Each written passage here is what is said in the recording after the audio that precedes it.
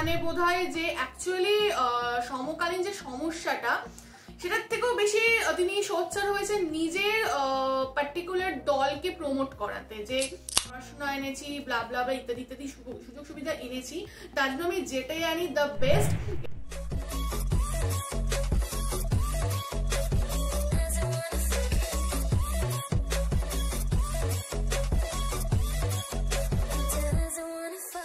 Hi guys, welcome to our YouTube channel Bong Views. আমি শিলাজি, আমি সুদীপ্তা। আপনারা যারা এখনো পর্যন্ত আমাদের চ্যানেলটা সাবস্ক্রাইব করেননি তারা প্লিজ এক্ষুনি আমাদের চ্যানেলটা সাবস্ক্রাইব করে নেবেন আর নোটিফিকেশন বেল অল করে অন করে নেবেন পরবর্তী ভিডিওগুলোর জন্য নোটিফিকেশন পেতে। আর যারা আমাদের চ্যানেলটা সাবস্ক্রাইব করেছেন তাদেরকে অসংখ্য ধন্যবাদ। আর পছন্দ হলে অবশ্যই ভিডিওগুলোকে লাইকও করবেন। আজকে আমরা নিয়ে চলে এসেছি ইনফরমেটিভ বা যাই হোক বাংলাদেশে যা ঘটছে সেই রকম মানে কারেন্ট অ্যাফেয়ার্স মূলক ভিডিও নিয়ে। তো যেটা ঘটছে বা এর আগেও আমরা একটা সেপারেট ভিডিও দেখেছিলাম বাংলাদেশে কোটা সিস্টেম নিয়ে এবং কোটা কি ধরনের কোটা রয়েছে সেইগুলো আমরা জেনেছিলাম ওই ভিডিওতে। এক্স্যাক্টলি, এবং যেভাবে জোরপূর্বক কোটাগুলো মানে এটা অমানবিকভাবে চাপিয়ে দেওয়া হচ্ছে এবং মানে বাংলাদেশি স্টুডেন্টদের যে আর্তনাদ বা তাদের যে বিদ্রোহ আন্দোলন এই সমস্ত কিছু একটা সংক্ষিপ্তভাবে আমরা দেখেছিলাম। তো যত দিন যাচ্ছে এই সিনারিও আরো মানে নিকৃষ্ট থেকে নিকৃষ্টতর হচ্ছে এবং বাংলাদেশ এখন এই কোটা আন্দোলন বা এই সমস্ত কিছুর জন্য তোলপাড় হয়ে যাচ্ছে। এবং মাননীয় প্রধানমন্ত্রীও কিছু বক্তব্য রেখেছেন এই বিষয়ে। তো আমরা তার পার্সপেক্টিভটাও দেখতে চাই বা তিনি অ্যাকচুয়ালি কি বলছেন সেটাও আমরা দেখতে চাই। তো আজকে আমরা নিয়ে এসেছি সেই রকমই একটি ভিডিও যার টাইটেল হচ্ছে কোটা নিয়ে যা বললেন প্রধানমন্ত্রী এবং চ্যানেল নেম হচ্ছে ইন্ডিপেন্ডেন্ট টেলিভিশন। তো চলুন আগে দেখে নিই ভিডিওটা। তবে এই ভিডিওটা দেখার আগে আমি দুটো কথা বলতে চাই যে আমরা আমাদের কাকার বিয়ে থাকার জন্য আমরা ভীষণ ব্যস্ত ছিলাম, তাই সময় মতো ভিডিও দিতে পারিনি। তো আপনারা এই বিষয়ে অনেক কমেন্ট করেছেন এবং অনেকে অনেক কিছু কমেন্ট করেছেন যেগুলো হয়তো একটু আপত্তিকর। তো সেক্ষেত্রে আমরা বলতে চাই আমরা সত্যিই মানে নিজেদের পার্সোনাল লাইফে এতটা ব্যস্ত ছিলাম আর নিজেদের কাকা যখন আপনারা বুঝতেই পারছেন যে আত্মীয়র বিয়ে থাকলে কেমন হয়, সেই জন্য আমাদের ভিডিও দিতে লেট। এবং এরপরেও আর কি আমরা পুরোনো ভিডিও দেখছি, এরপরেও প্রধানমন্ত্রী শেখ হাসিনা জাতির উদ্দেশ্যে যে ভাষণ দিয়েছেন তো সেটাও হয়ে গেছে। তো সেটাও আমরা আপকামিং দিনে ভিডিও নিয়ে আসবো। অ্যাকচুয়ালি ব্যাপারটা হয় আমরা যখন শুটে বসে আমরা মোটামুটি 5-6 দিনের বা এক সপ্তাহের ভিডিও একসাথে শুট করে নিই, যার জন্য কি হয়েছে আপনারা সেগুলোই পরপর পেতে গেছেন। এবার আমরা যখন বিয়ে বাড়িতে বিজি ছিলাম বা ব্যস্ত ছিলাম তখন যখন বাংলাদেশে এই জিনিসগুলো ঘটছে আমরা আগের ভিডিওগুলোই আর কি মানে অলরেডি আপলোডেড আছে, সেই শিডিউল অনুযায়ী আপনারা পাচ্ছেন। তার জন্য মেইনলি একটা আন্ডারস্ট্যান্ডিং ক্রিয়েট হয়েছে। বাট এরপর থেকে আপনারা যা পাবেন ফ্রেশ ভিডিও পাবেন অ্যান্ড এই বিষয়টা আমরাও যথেষ্টভাবে তুলে ধরার চেষ্টা করবো। আমরা এবং মানে এই ব্যাপারটা কিন্তু মানে আমরা বাংলাদেশি স্টুডেন্টদের সাপোর্টেই রয়েছে, এর আগের ভিডিওতেও আমরা সেটাই বলেছি। এবং প্রধানমন্ত্রীর ভাষণ জাতির উদ্দেশ্যে যে ভাষণটা দিয়েছেন তো সেটা দেখার আগেও তিনি কি বলেছেন সেটা আমাদের জানাটা খুব জরুরি মনে হয়েছে, সেই জন্য এই পুরোনো ভিডিওটা এনেছি। এরপরে আপনারা ওই ধরনের ভিডিওগুলো পাবেন। একদম, তো চলুন দেখে নিই ভিডিওটা। আর ভিডিওটা যদি কপিরাইট ক্লেমের জন্য ব্লক হয়ে যায় তাহলে সম্পূর্ণ ভিডিওটা আপনারা আমাদের ফেসবুক বা ইনস্টাগ্রাম পেজে পেয়ে যাবেন। আর ফেসবুক বা ইনস্টাগ্রাম পেজের লিংক আপনারা আমাদের ডেসক্রিপশন বক্সে ফার্স্ট পিন কমেন্ট থেকে পেয়ে যাবেন। তার জন্য সবাই মিলে ভিডিওটাকে শুরু করি। মাননীয় প্রধানমন্ত্রী, আমার নাম ফারজানা রূপা, আমি 71 টিভিতে কাজ করি। নতুন প্রেস সেক্রেটারি বলেছেন ইন্টেলিজেন্ট প্রশ্ন করতে আর চীন বিষয়ক প্রশ্ন করতে, কিন্তু একটা বোকা প্রশ্ন আর বাংলাদেশ নিয়ে প্রশ্ন করতে চাই। হ্যাঁ, তো ওটা রুটিন কাজ, ওটা বলতে হবে। আর আমি তো আছি। জি, আপনার প্রশ্ন। মাননীয় প্রধানমন্ত্রী, কোটা বিরোধী আন্দোলন চলছে এখন পর্যন্ত। মুক্তিযোদ্ধাদের অনেকে, আজকে সকালেও একজনের সঙ্গে কথা হচ্ছিল যিনি মীর কাসিম আলীর সাক্ষী দিয়েছেন, তার সাক্ষ্য প্রমাণের ভিত্তিতে খুবই শক্তিশালী সাক্ষী। আমি তার নিরাপত্তার স্বার্থে এখানে নাম পরিচয় বলছি না। তার স্ত্রী ক্যান্সার আক্রান্ত, তার নিজের শরীরের অবস্থা খুব খারাপ, কিন্তু চিকিৎসার টাকা নেই। এই আমাদের মুক্তিযোদ্ধাদের অবস্থা এখন পর্যন্ত। এবং তাদেরকে উদ্দেশ্য করে প্রতিনিয়ত অবমাননাকর বক্তব্য রাখা হচ্ছে। ঠুস ঠাস কোটা থেকে শুরু করে নিশ্চয়ই আপনার নজরে এসেছে। তিনি তার ব্যক্তিগত অসুবিধার কথা বলার সাথে সাথে গণমাধ্যমে দেখেছেন যে আজকে আপনার সংবাদ সম্মেলন, এ বিষয়ে আপনার দৃষ্টি আকর্ষণ করার জন্য অনুরোধ জানিয়েছেন। এই অবমাননা তারা সহ্য করতে পারছেন না, কিছু করণীয় এই রাষ্ট্রের আছে কিনা। যারা কোটা বিরোধী আন্দোলন করছেন তারা সব সমাধান আপনার কাছে চান, তারা আদালতের পথে যেতে চান না। এবং সমাধান নির্বাহী বিভাগের প্রধান হিসেবে প্রধানমন্ত্রী শেখ হাসিনা কোটা রাখবেন না কোটা রাখবেন না। ধন্যবাদ মাননীয় প্রধানমন্ত্রী। ধন্যবাদ। দেখুন, একবার তাই এই ধরনের আন্দোলন, শুধু আন্দোলন না, তখন যে সমস্ত ঘটনা তারা ঘটাচ্ছিল মানে আমেরিকার কিছু আক্রমণ, সেখানে মানুষের উপরে আঘাত করা কিছু জ্ঞানী গুণী আছে, একেবারে ঘরের মধ্যে বসে মিথ্যা অপপ্রচার রেকর্ড করে ছেড়ে দিচ্ছে, এই ধরনের সমস্ত দেখে আমি খুব বিরক্ত হয়ে যাই। এবং তখন এক পর্যায়ে বলি ঠিক আছে কোটা বাদই দিলাম। আমি দেওয়ার উদ্দেশ্যটা ছিল আগে দেখো কোটা বাদ দিলে কি অবস্থা হয়, তখন কি অবস্থা হয়েছে, বেশি দূর যাওয়া লাগবে না। এবারেই দেখেন ফরেন সার্ভিসে মাত্র 2 জন মেয়ে চান্স পেয়েছে এবার, আর পুলিশ সার্ভিসে মাত্র 4 জন মেয়ে চান্স পেয়েছে। নারী অধিকারের কথা বলি, সব ধরনের ব্যবস্থা রেখেছি। মুক্তিযুদ্ধের পর জাতির তো বিশেষ করে সেই নির্যাতিত নারী সহ নারীদের জন্য চাকরির ক্ষেত্রে 10% রেখেছিলেন, মুক্তিযোদ্ধাদের জন্য 30% রেখেছিলেন। এখানে আমি যখন সরকারে আসি তখন থেকে আমার ইয়ে ছিল যে ঠিক আছে এই যে 30% যদি পূর্ণ না হয় বা 20% যে কোটাটা পূর্ণ না হবে, সেখানে যারা পরবর্তী থাকবে তালিকায় তাদের ভিতর থেকে সেখানে নিয়োগ দেওয়া হবে। সেটাই কিন্তু আমরা শুরু করে দিয়েছিলাম। তারপরেও যখন আন্দোলন শুরু হলো সব বন্ধ করলাম, কিন্তু বন্ধ করার পর আজকে ফলাফলটা কি দাঁড়াচ্ছে। আর আমি একটা জিনিস আমি বুঝি না, সেখানে আমাদের দেশের নারীরা তো কোনোদিন সেক্রেটারি হবে ভাবেনি, ডিসি হবে ভাবেনি, এসপি হবে ভাবেনি, এমনকি কোথাও তাদের পদায়নও ছিল না। আওয়ামী লীগ সরকার আসার পরে আমি প্রথম সেনাবাহিনী, নৌবাহিনী, বিমান বাহিনী প্লাস পুলিশে কিন্তু জাতির পিতা বঙ্গবন্ধু শেখ মুজিবই কিছু অফিসারের চাকরি দিয়ে গিয়েছিলেন সেই পুলিশ বাহিনীতে নারীদের।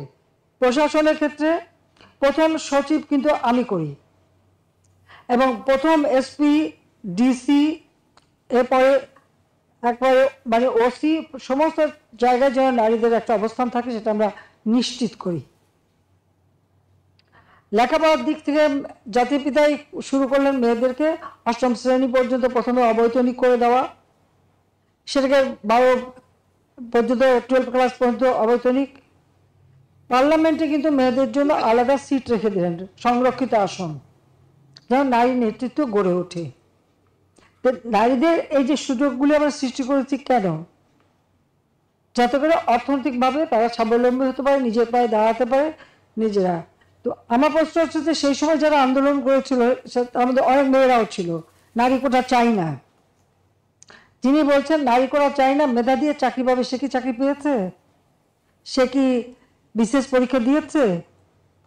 বিশেষ পরীক্ষা কি সে মানে প্রিলিমিনারিতেই সে জায়গা করতে পেরেছে? তো এই বড় কথাগুলি যদি না বলতো তাহলে এখন তো কোথাও না কোথাও চাকরি তো পেত।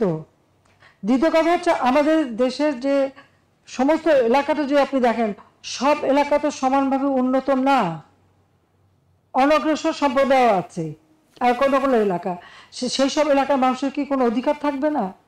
সেই অধিকারের কথা বিবেচনা করেই তো প্রত্যেক জেলা থেকেও যেন কেউ কোনো মানুষ অন্তত চাকরি পায় সেই ব্যবস্থা নেওয়ার কথা। আজকে যদি আপনি বিভিন্ন মানে কোটা বন্ধ করে দেওয়ার পরে যদি হিসাবটা নেন, কোথাও কোথাও দেখা যাচ্ছে যে কোনো কোনো জেলা 23টা জেলায় একটা লোক পুলিশের চাকরি পায়নি, বা প্রশাসন বা কোথাও 42 BCS আমরা স্পেশাল মানে পরীক্ষা নিয়ে শুধু ডাক্তার নিয়োগ দিয়েছিলাম। এখানে মেডিকেল সেক্টরে আমি মেয়েদের সংখ্যাটা বেশি দেখি, কিন্তু অন্যান্য ক্ষেত্রে যদি আমরা দেখি সেখানে তো সবসময় পিছিয়ে থাকা। তো লাভটা কি হলো? মুক্তিযোদ্ধারা খুব ধরলো, তারা মামলা করলো। যখন মামলা করার পরে কোর্ট, উচ্চ আদালত কোনো রায় দেয় বা কোর্টের যখন কোনো রায় হয়, সাধারণত সেই রায়ের বুদ্ধে এক্সিকিউটিভ অথরিটির এখন এই মুহূর্তে তো আমাদের কিছু করার নেই, কারণ কোর্টেই সমাধান করতে হবে। এখন যারা আন্দোলন করছে তারা তো আইন মানবে না, আদালত মানবে না, সংবিধান কি তারা চেনে না, বা একটা কার্যনির্বাহী অর্থাৎ একটা কাজ করতে গেলে তার যে নীতিমালা, বিধিমালা বা ধারা থাকে সেটা, একটা সরকার কিভাবে চলে এ সম্পর্কে কোনো ধারণাই এদের নাই, কোনো জ্ঞানই নাই। হ্যাঁ, পড়াশোনা করছে, ভালো নাম্বার পাচ্ছে, সেটা ঠিক, কিন্তু ভবিষ্যতে এরা তো নেতৃত্ব দেবে বা এই দেশ চালাতে হবে, তাদের তো এই ধারণাগুলি দরকার। আমাদের সংবিধান কি বলে সেটা তাদের জানা উচিত। আমাদের একটা রাষ্ট্র পরিচালনায় কি ধরনের কাজ হয় সে সম্পর্কে তাদের কোনো ধারণা আছে? সে ধারণা তো আমরা দেখি না। আচ্ছা, যখন আদালতে চলে গেল, তো আদালতে সেটা সমাধান, এবং আদালত তাদের সুযোগ দিয়েছে। বলেছে আপনারা আসলে আর্গুমেন্ট করেন, বলেন। না, তারা রাজপথেই সমাধান করবে। আর আমাকে বলছে, আমি সত্যি কথা বলতে কি, আদালত যখন কথা বলেছে, আদালতে যখন চলে গেছে, তার যখন রায় হয়েছে, তো সেই রায়ের বিরুদ্ধে এখন এই মুহূর্তে আমার তো দাঁড়ানোর কোনো অধিকার নাই। এরকম আমার সংবিধানও বলে না, আমার পার্লামেন্টও বলে না, কার্যপ্রণালী বিধিও বলে না, কিছুই না। যতক্ষণ পর্যন্ত আদালত থেকে সমাধান না আসবে ততক্ষণ আমাদের এখানে কোনো কিছু করার থাকে না। এটা বাস্তবতা, এই বাস্তবতা তাদের মানতে হবে। আর যদি না মানে কিছু করার নাই, আর রাজপথে আন্দোলন করতেই থাকবে। তবে কোনো ধ্বংসাত্মক কাজ করতে পারবে না যতক্ষণ তারা শান্তিপূর্ণভাবে করে যাচ্ছে। বাইরে যখন কিছু করবে, পুলিশের গায়ে হাত দেওয়া বা পুলিশের গাড়ি ভাঙা বা এভাবে আক্রমণ, এগুলি যদি করতে যায়, তাহলে তখন তো আইন তার আপন গতিতে চলবে। এখানে আমাদের কোনো কিছু করার নেই। কোটা আন্দোলন করবার আগে তাদের তো পরীক্ষার রেজাল্টগুলি দেখে নেওয়া উচিত ছিল, যে কোথায় তারা দাঁড়িয়েছে। আর দ্বিতীয় কথাটা হচ্ছে, মুক্তিযুদ্ধের বিরুদ্ধে এত ক্ষোভ কেন? মুক্তিযোদ্ধাদের নাতিপুতিরাও পাবে না, তাহলে কি রাজাকারের নাতিপুতিরা পাবে? সেটা আমার প্রশ্ন, দেশবাসীর কাছে প্রশ্ন, যে রাজাকার নাতিপুতিরা সবকিছু পাবে, মুক্তিযোদ্ধারা পাবে না। অপরাধটা কি? নিজের জীবন বাজি রেখে, নিজের পরিবার সংসার সবকিছু ফেলে দিয়ে যারা মুক্তিযুদ্ধে অংশগ্রহণ করেছিল, দিন রাত খেয়ে না খেয়ে, কাদা মাটি ভেঙে, রোদ বৃষ্টি ঝড় সব মোকাবেলা করে যুদ্ধ করে এই দেশে বিজয় এনে দিয়েছিল।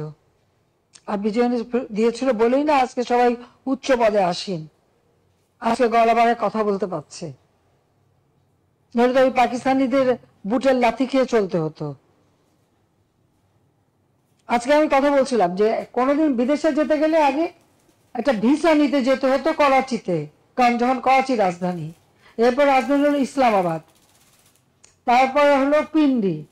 তো সেখান থেকে বিদেশে যাওয়ার ভিসা তো আন্তর্জাতিক কোনো ফ্লাইট ঢাকা থেকে চলতো না, ওই করাচির থেকে আন্তর্জাতিক ফ্লাইট নিতে হতো, হয় দিল্লি থেকে নয় করাচি থেকে।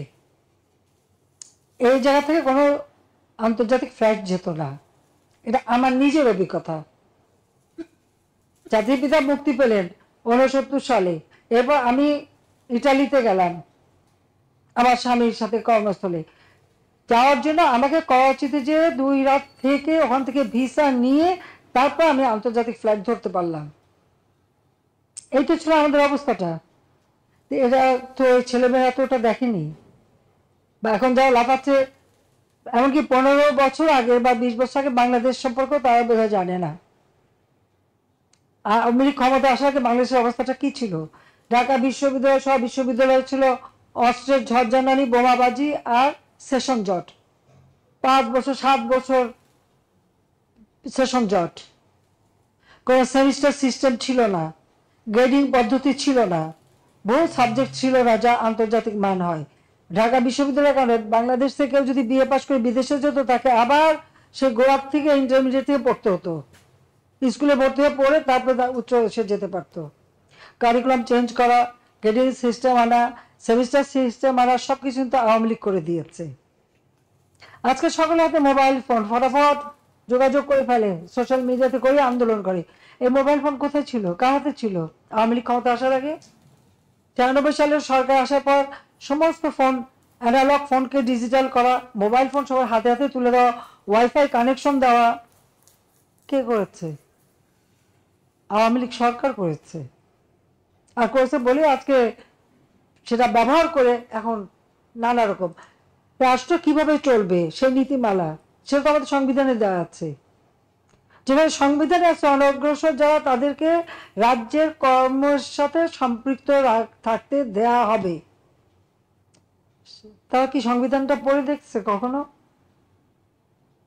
আর মুক্তিযুদ্ধের বিরুদ্ধে, মুক্তিযোদ্ধাদের বিরুদ্ধে কথা বলার অধিকার তাদেরকে দিয়েছে। যে মুক্তিযোদ্ধা বললো, আমি তার সাথে সম্পূর্ণ একমত যে তারা জীবনে কষ্ট করেছে, কিন্তু দুর্ভাগ্যের বিষয় 75-15 আগস্ট জাতির পিতাকে হত্যার পর এমন একটা সময় গেছে যে মুক্তিযোদ্ধা বলতে পারেনি যে আমি মুক্তিযুদ্ধ করি, কারণ হাজার হাজার অফিসার সৈনিকদের জিয়ারন মেরে সাফ করে দিয়েছে। আবার তাদের মাথায় মানে কিছু কিছু পকেট করে নিয়ে তাদেরকে খুব তেল দিয়েছে, কিন্তু আসলে তো মুক্তিযুদ্ধের চিন্তা চেতনা সবকিছু তো মুছে ফেলে দিয়েছিল। মনে হলো যে পাকিস্তানের আবার প্রদেশ হয়ে গেছি আমরা, সেই জায়গায় নিয়ে যাচ্ছিল। সেখান থেকে বাংলাদেশ ফিরে এসেছে, জয় বাংলা স্লোগান ফিরে এসেছে, 7ই মার্চের ভাষণ ফিরে এসেছে। মুক্তিযুদ্ধের এখন ভালো লাগে না, মুক্তিযুদ্ধের কথা শুনলে তাদের মানে গায়ে জ্বর আসে। আর সবথেকে একটা যে দেখলাম খুব অদ্ভুত লাগলো আমার কাছে, মুক্তিযোদ্ধার নাতি সে ভর্তি হয়েছে মুক্তিযুদ্ধ কোটা ইউনিভার্সিটিতে, উনিও বলেন কোটা থাকবে না।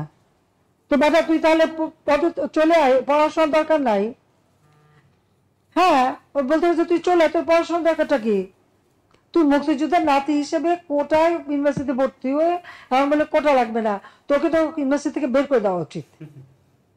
হ্যাঁ, ওকে ওই ইউনিভার্সিটি থেকে বের করে দেওয়া উচিত যে কোটা নাই, তোর পড়া নাই, যা বাড়ি যা বসে থাক। যদি লজ্জা থাকতো তাহলে আগে ইউনিভার্সিটির থেকে পড়াশোনা বন্ধ করে দিয়ে এসে তারপর বলুক যে কোটা লাগবে না। বিচিত্র এই দেশ,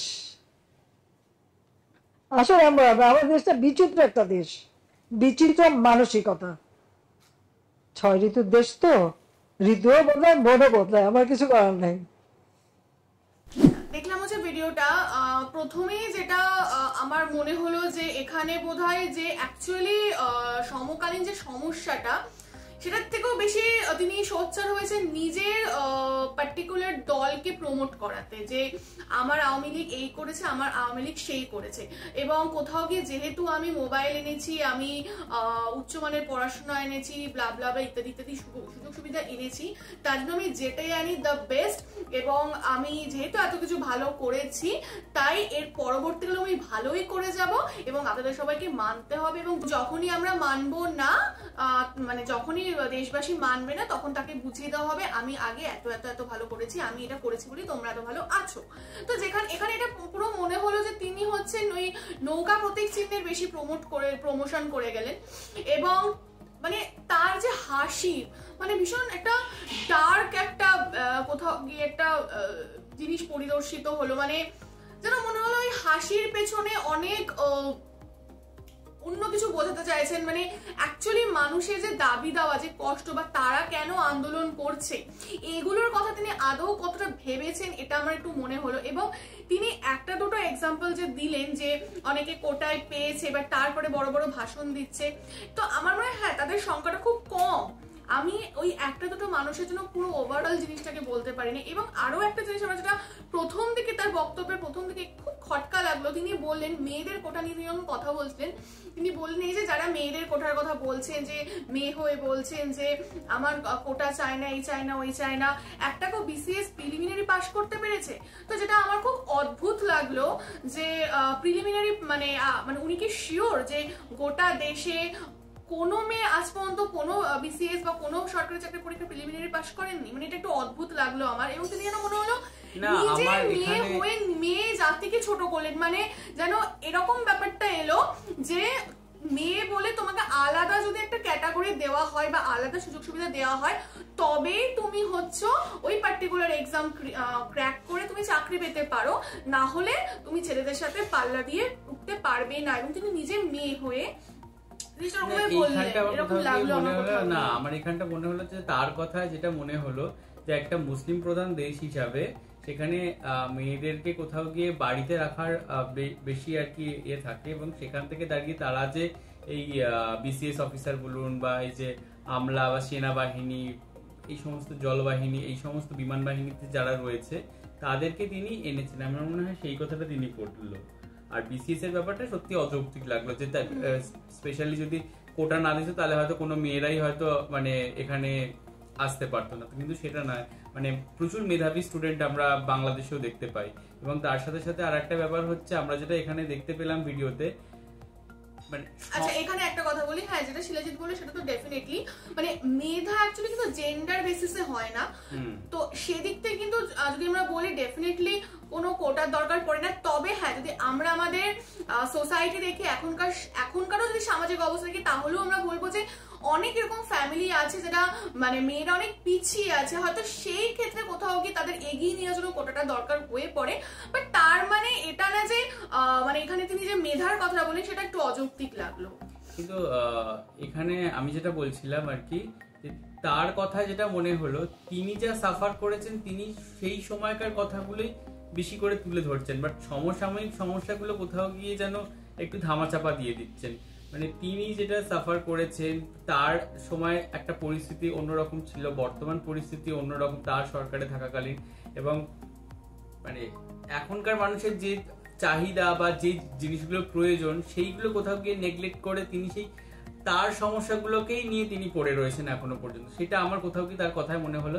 আর একটা জিনিস আমার মনে হলো যেটা, যে তিনি যেটা বললেন না, আমি এই করে দিয়েছি, ফোন এনে দিয়েছি, আমি এডুকেশন সিস্টেম চেঞ্জ করেছি।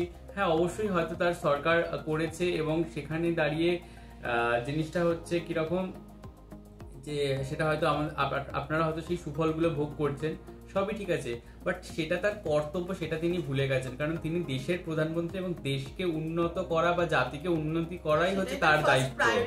হ্যাঁ, মানে সেটাই তার লক্ষ্য হওয়া উচিত। তো মানে তিনি ওই কর্মের জন্য নিয়োজিত হয়েছে। এক্স্যাক্টলি, আমি সেটাই বলতে চাইছি। এবং সেটা যদি তিনি এরকম ভাবে বলতে থাকে, তাহলে এটা আমার মনে হয় যে কেমন একটা ব্যাপার জানো। এখানে কোথাও কি সমসাময়িক ইস্যুগুলোকে তিনি রেকগনাইজ না করে তিনি এখনো সেই মুক্তিযোদ্ধার বিষয়গুলো নিয়ে পড়ে রয়েছেন। এবং আরেকটা ব্যাপার হচ্ছে, মুক্তিযোদ্ধার কথা যিনি বললেন যে হ্যাঁ, তারা না খেয়ে, তারা জেল খেটে, তারা অনেক সাফার করে আর কি, তিনি সেটা চাক্ষুষ দেখেছেন, এবং তার ফ্যামিলিও মুক্তিযুদ্ধের সাথে যুক্ত ছিল। এবং আমাদের দেশে যখন স্বাধীনতা আন্দোলন হয়েছিল, তখন আমরা জানি যে তারা কি পরিশ্রম করে আমাদের জন্য এই আমরা যে এখন সুখে রয়েছি, যে স্বাধীনতাটা পেয়েছি, সেইটা তারা এনে দিয়েছিল। কিন্তু বিষয়টা হচ্ছে যে সেটা তারা ভোগ করতে পারে, তাদের ছেলে মেয়েরা যদি তারা মুক্তিযোদ্ধা বা আমাদের স্বাধীনতা আন্দোলন চলাকালীন যদি মানুষ না করতে পারে, তার ছেলে মেয়ে পর্যন্ত ভোগ করতে পারে সেই কোটা। কিন্তু তার বংশানুক্রমিক ভাবে যে তার নাতিপুতি, তাদেরও ছেলেপিলে এরকম ভাবে চলতে পারে না, কারণ মুক্তিযুদ্ধ একটা পিরিয়ড অফ টাইমে হয়ে গেছে। এখন যে সমসাময়িক যে সমস্যা, সেইটাকে তার রেকগনাইজ করে সেই অনুযায়ী একটা কোটা তৈরি করা উচিত কোথাও। এবং তিনি কিছু জেলার এক্সাম্পল দিলেন যে এরকম হয় যে পার্টিকুলার একটা জেলা থেকে সব পুলিশের চাকরি পাচ্ছে, অন্য জেলা থেকে পাচ্ছে না। মানে কোথাও গিয়ে তিনি ডিসেন্ট্রালাইজেশনের কথা বলছেন। এবার এই ডিসেন্ট্রালাইজেশন যে কনসেপ্ট, এটা আমরা অনেক সময় ইন্ডাস্ট্রির ক্ষেত্রে দেখে থাকি, যে বিভিন্ন সরকার বিভিন্ন বড় বড় সিটি, গ্রাম, গঞ্জ সমস্ত জায়গায় ইন্ডাস্ট্রি ছড়িয়ে দেওয়ার জন্য এবং সমতাটাকে বাড়ানো বা বৈষম্য কমানোর জন্য এরকম কিছু পদক্ষেপ বা প্রজেক্ট গ্রহণ করে থাকে। কিন্তু সেটা চাকরির ক্ষেত্রে হতে পারে না। মানে সাপোজ আমাদের এখানে যদি হুগলি থেকে আছে, আমি ভাবলাম অনেক বেশি ডাক্তার হচ্ছে, আর বীরভূম থেকে হচ্ছে না, যে বীরভূম জেলা আলাদা কোটা বার করলাম, এটা কখনো হয় না। মানে মেধা, মানে এখানে সেই পার্টিকুলার যে জেলা, সেটা আনজাস্টিফাইড হয়ে যাচ্ছে না ব্যাপারটা। কোথাও গিয়ে তার হয়তো সেই দিকটা নজর দেওয়া উচিত, যে সেইখানে বেসিক শিক্ষা দীক্ষা গুলো যাতে আরো মানে ভালো দেওয়া যেতে পারে তাদেরকে, তাদের সচেতনতা বোধ, বা অনেক সময় হয় কি যারা ম্যাল নিউট্রিশনে ভোগে, তাদের নিউট্রিশনটাকে ঠিকঠাক করার হতে পারে। যেমন আমাদের এখানে হচ্ছে উড়িষ্যা রাজ্য কিন্তু এই দিক থেকে একটা এক্সাম্পল, যে তারা কিন্তু একদম পিছিয়ে পড়া সারির একটা রাজ্য ছিল, সেখান থেকে এখন তারা কোথায় উঠে এসছে। কিন্তু তার জন্য কিন্তু তাদের স্পেশাল কোনো কোটা লাগেনি, কিন্তু মানে উড়িয়াদের জন্য আলাদা করে কোটা কিন্তু দেওয়া হয়নি, তাদেরকে একটা প্যাকেজ দেওয়া হয়েছে, এবং প্রত্যেকটা জিনিস নিখুঁতভাবে দেখে সেখান থেকে তাদের আপগ্রেড করার চেষ্টা করা হয়েছে। তো এখন তারা অনেক ভালো বেটার জায়গায় রয়েছে এবং খুব ডেভেলপিং জায়গায় রয়েছে, এবং মানে উড়িষ্যা হচ্ছে এক্সাম্পল হিসেবে দেখানো হয় আমাদের রাজ্যগুলোর মধ্যে। সেই রকমই কিছু করার দরকার, এরকম আলাদা করে কোটা, জেলা কোটা, মানে এটা খুবই আনজাস্টিফাইড আমার যেন মনে হয়। এক্স্যাক্টলি। আর মানে ওরম ভাবে কখনো চাকরি দিয়ে কখনো সমতা আনা যায় না। তার থেকে কেন চাকরি পাচ্ছে না, তার সেই প্রবলেম গুলোকে বারবার সেগুলোর উপর সরকার কাজ করছে। চাকরি হয়তো 4 জন, 10 জন, 20 জন, 100 জন, 1000 জন পাবে, কিন্তু একটা গোটা জনসমাজকে যদি উন্নত করা যায়, তাহলে হয়তো তারা সরকারি চাকরি না করলেও নিজেদের পায়ে দাঁড়ানোর মতো অনেক কিছু করে ফেলতে পারবে, সমাজের উন্নতি হবে। কোথাও কি যেন মনে হচ্ছে যে যে জেলাগুলো থেকে বেশি পাচ্ছে তারা যেন কিছু দোষ করে বসে আছে, তো এইগুলো তো ঠিক না। এবং কোথাও কি এই এত কোটা, এত কিছু চক্করে যারা সত্যিকারের মেধাবী মানুষ, যারা পরিশ্রমী যে সমস্ত স্টুডেন্টরা, তারা ক্ষতিগ্রস্ত হচ্ছে, অত্যন্ত ভাবে ক্ষতিগ্রস্ত হচ্ছে, বঞ্চিত হচ্ছে। এবং যদি আমরা তাদের জায়গাটা দেখি, কখনোই এটা কিন্তু জাস্টিফাইড। এবং প্রধানমন্ত্রী যে যুক্তিগুলো দিলেন, সেই যুক্তিগুলো একদম যুক্তিযুক্ত লাগলো, প্লাস তার সাথে তার সেই ক্রূর হাসি, এটা খুব বেমানান লাগলো এখনকার পরিস্থিতির সাথে। কারণ এদিকে মানে স্টুডেন্টরা নাকের জল চোখের জল করছে, সারা দিন রাত রাস্তাতে পড়ে আছে, আন্দোলন করছে, এবং তিনি দেশের মাথা হয়ে ঠান্ডা ঘরে বসে তিনি ক্রূর হাসি হেসে বিদ্রুপ মূলক কথা বলছে। এটা কিন্তু কখনোই মানা যায় না একজন দেশের লিডার হিসাবে। এবং কোথাও গিয়ে এখানেই প্রশ্নটা চলে আসছে যে সত্যি এটা গণতন্ত্র তো যাই হোক, এখানে আমরা লাস্ট যে ব্যাপারটা বললো, যে সেটার সাথে আমি কোথাও কি প্রধানমন্ত্রীর সাথে কোথাও কি একটু হলেও একমত, যে আমি যে কোটায় আর কি মানে শিক্ষার যোগ্যতা পেয়েছি এবং আমি যেটাই পড়ছি, এবং সেখানেই যদি আমি আমার সুবিধাটা ভোগ করে নিয়ে আমি আন্দোলনে সামিল হচ্ছি, তাহলে হয়তো কোথাও গিয়ে হয়তো মানে একটা হিপোক্রেসির একটা ব্যাপার চলে আসে। আমার উচিত সেই জায়গাটা আমাকে ছেড়ে আমাকে আন্দোলনে নেওয়া। এটা আমার কোথাও গিয়ে এটা তো ডেফিনেটলি, তো মানে এটা এখনকার দ্বিমুখিতার ব্যাপার চলে আসছে। যাই হোক, ভিডিওটা আমরা দেখলাম, আমরাও আমাদের যেটা মনে হলো বা বক্তব্য আপনাদেরকে বললাম। আপনারা আপনাদের মতামত কমেন্ট বক্সে জানাবেন, বা আর কি কি ঘটছে সেগুলো আপনারা ডেফিনেটলি কমেন্ট বক্সে জানাবেন। এবং আমাদের ভিডিও যদি ভালো লেগে থাকে অবশ্যই লাইক করবেন এবং আমাদের চ্যানেলটাকে সাবস্ক্রাইব করে যাবেন। সাবস্ক্রাইব বাটনের পাশে জয়েন বাটন পেয়ে যাবেন, সেখানে কিছু ফ্যাসিলিটিস দেওয়া থাকে, চাইলে আপনারা চেক করতে পারেন।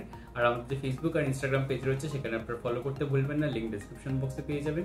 আর আমাদের যে ফেসবুক গ্রুপটা রয়েছে, সেখানে আপনারা জয়েন করে আপনারা আপনাদের মনের মতো সমস্ত কিছু পোস্ট করতে পারেন, তার লিংক ডেসক্রিপশন বক্সে দেওয়া রয়েছে। আর আমাদের যদি আপনারা পার্সোনালি পছন্দ করে থাকেন আমাকে শিলাজিৎ ওকে সুদীপ্তা হিসেবে, তাহলে আমাদের ফেসবুক ইনস্টাগ্রামে ফলো করতে পারেন, লিংক ডেসক্রিপশন বক্সে পেয়ে যাবেন। দেখা হচ্ছে পরবর্তী ভিডিওতে। আজ এ পর্যন্তই, টাটা।